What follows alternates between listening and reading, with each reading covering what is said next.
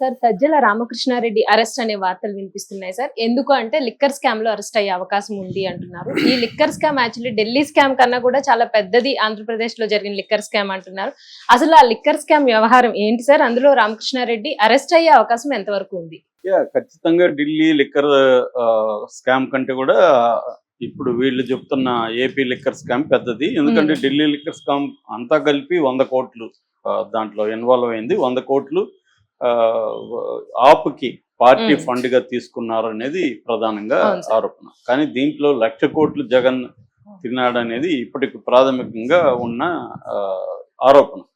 అంటే సంవత్సరానికి 25,000 కోట్ల పైన దాంట్లో మిస్యూజ్ అయిందని. ఇది యాక్చువల్ గా గతంలో పురంధేశ్వరే దీని మీద హోంశాఖకు కూడా డీటెయిల్ గా ఫైల్ సబ్మిట్ చేసింది. ఆమె గ్రౌండ్ వర్క్ కూడా తనే సొంతంగా కొన్ని బ్రాందీ షాపులకి వెళ్ళి, వైన్ షాపులకి వెళ్ళి ఆమె పరిశీలించి ఇవన్నీ చేసి ఆమె డీటెయిల్ గా పెట్టింది. సో దాని తర్వాత అంటే ఆమె చెప్పింది ఏంటంటే ఇది మొత్తం గవర్నమెంట్ ఆధ్వర్యంలో నడిచే లిక్కర్ షాపు పాలసీ. ఢిల్లీలో రివర్స్. ఢిల్లీలో ఏంటంటే గవర్నమెంట్ లిక్కర్ షాపుల్ని రద్దు చేసి ప్రైవేట్ వాళ్ళకి ఇవ్వడం, ఆ ప్రైవేట్ వాళ్ళ దగ్గర నుంచి ముడుపులు తీసుకోవడం. అందులో కింగ్ అనవద్దు, క్వీన్ పిన్ అనొచ్చు ఈ మన కవిత.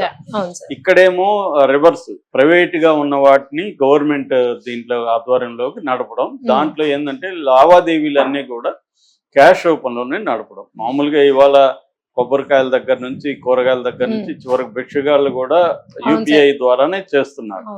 అట్లాంటిది జగన్ మాత్రం దాన్ని డీటెయిల్లో లేకుండా ఇది క్యాష్ పెట్టాడు, దీంట్లో అవినీతి కోసమే ఇలా పెట్టాడు అనేది ఆమె ఆరోపణ. దాన్ని వీళ్ళు ఒప్పుకోవట్లేదు, అది వేరే విషయం. ఏదేమైనా అది కోర్టులో తేలాల్సింది. అయితే దీని మీద చంద్రబాబు వచ్చిన తర్వాత ఏపీసీఐడికి కేసు అప్పగించారు. ఏపీసీఐడి కేసు పెట్టింది.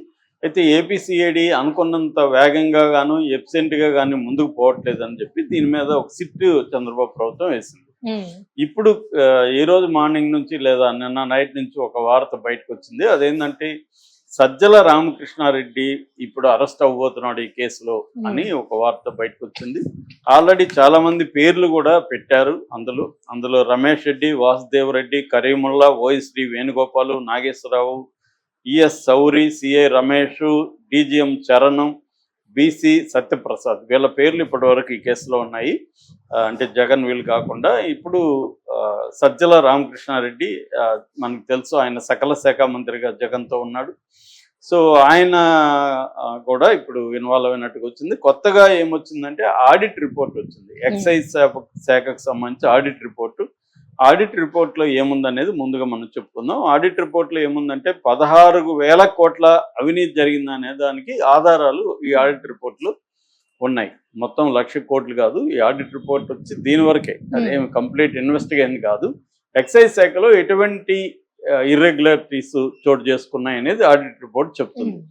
అందులో వాళ్ళు చెప్తున్నది ఏమంటే సజ్జల బంధువు సంబంధించిన ఒక కంపెనీ విశిష్ట బిజినెస్ సొల్యూషన్స్ ప్రైవేట్ లిమిటెడ్ అనే కంపెనీ అవినీతికి పాల్పడింది. దీంట్లోనే మామూలుగా ఏంటంటే ఎక్సైజ్ శాఖ ఢిల్లీకి సంబంధించిన టీసీఐఎల్ అనే ఒక సంస్థతో సాఫ్ట్వేర్ ప్రోగ్రామింగ్, మెయింటెనెన్స్ వాటికి సంబంధించి ఒక ఒప్పందం చేసుకుంది.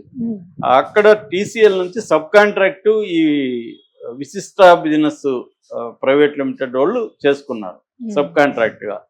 సో దీంట్లో వీళ్ళు ఏం చేశారంటే దాదాపు 7,39,739,739 రూపాయలు, అంటే 7 లక్షల చిల్లర అనుకున్నాం, 7,40,000 అనుకుంటే అంత చెల్లించారు. దానికి సంబంధించి ఒక ఎర్రర్ వచ్చింది. దీన్ని సంబంధించి ఆల్రెడీ వీళ్ళకి నోటీస్ ఇచ్చినా కూడా 6 months వరకు ఇప్పుడు వాళ్ళ నుంచి ఏమీ రిప్లై రాలేదు ఈ విశిష్ట సంస్థ నుంచి. సో దీనికి వీళ్ళు చెప్తున్నది ఏంటంటే అదే ఒక ప్రధానమైంది. అంటే సజ్జల బంధువులకు సంబంధించి 7 లక్షల రూపాయలు మిస్యూజ్ అయింది అనేది ఒకటి. రెండవది జగన్ని అంటే జగన్కి ప్రకటనలు మామూలుగా అయితే information and public relations I&PR అంటారు డిపార్ట్మెంట్, దాని పర్మిషన్తోనే వేరే డిపార్ట్మెంట్స్ పబ్లిసిటీ చేయాలి.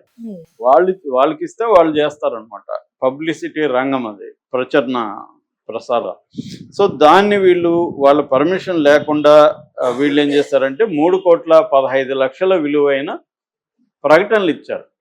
సో ఈ ప్రకటనలు ఇవ్వడం అనేది రూల్ని బ్రేక్ చేశారనేది కూడా ఈ ఆడిట్ రిపోర్ట్ చెప్తుంది.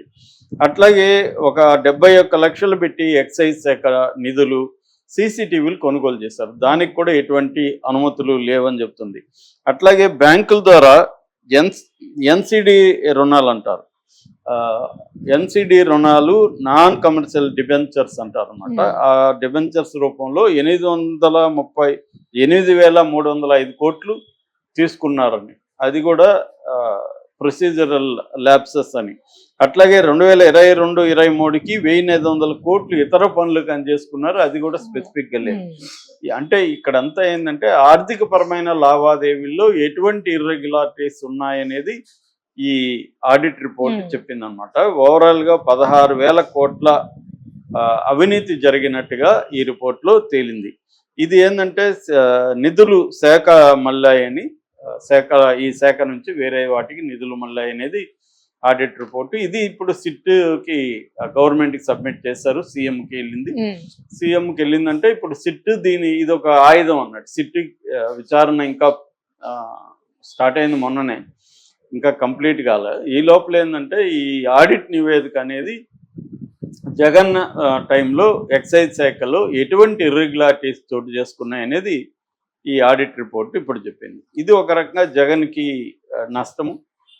ఎందుకంటే సిట్కి ఒక బలమైన ఆధారం దొరికింది. ఎందుకంటే ఆడిట్ అనేది డీటెయిల్గా చేసేవాళ్ళు ప్రతి శాఖల్లో కూడా ఆడిటింగ్ జరుగుతాయి. ఆ శాఖల్లో ఎటువంటి ఇర్రెగ్యులేటరీస్ కావచ్చు, లేకపోతే కరప్షనల్ ప్రాక్టీసెస్ కావచ్చు, ఇవన్నీ ఏమేమి జరిగాయి అనేది చెప్తుంది. అలాగా ఇప్పుడు ఈ ఆడిట్ రిపోర్టు ఇప్పుడు బయటికి మీడియాకి లీక్ అయింది.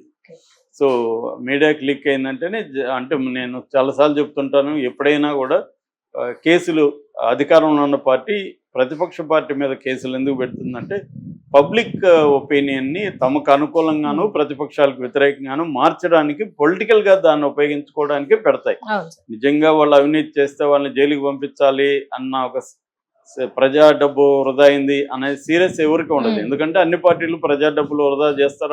అవినీతి లేని పార్టీ ఏది లేదు. ఇవాళ అవినీతి లేకపోతే ఒక్కొక్క ఎమ్మెల్యే 100 కోట్లు 150 కోట్లు ఎక్కడి నుంచి ఖర్చు పెడతాడు. పొలిటికల్ పార్టీ వీళ్ళ ఒకవేళ మొత్తంగా ఓవరాల్గా 2,000 నుంచి 5,000 కోట్లు ఇవాళ స్టేట్ పొలిటికల్ పార్టీలు ఖర్చు పెడుతున్నాం అంటే ఎక్కడి నుంచి వస్తుంది? అట్లాగే కంపెనీలు బాండ్ల రూపంలో ఇంకో రూపంలో వీళ్ళకి ఫండ్ ఎందుకు ఇస్తున్నారు? ఇవన్నీ కూడా అందరికీ తెలిసిందే. ఏ పొలిటికల్ పార్టీ కూడా కరప్ట్ కాని పొలిటికల్ పార్టీ వాళ్ళు ఏది లేదు. వ్యక్తులుగా కొంతమంది కరప్ట్ కాకుండా ఉండొచ్చు, కానీ పొలిటికల్ పార్టీలు అన్నీ కూడా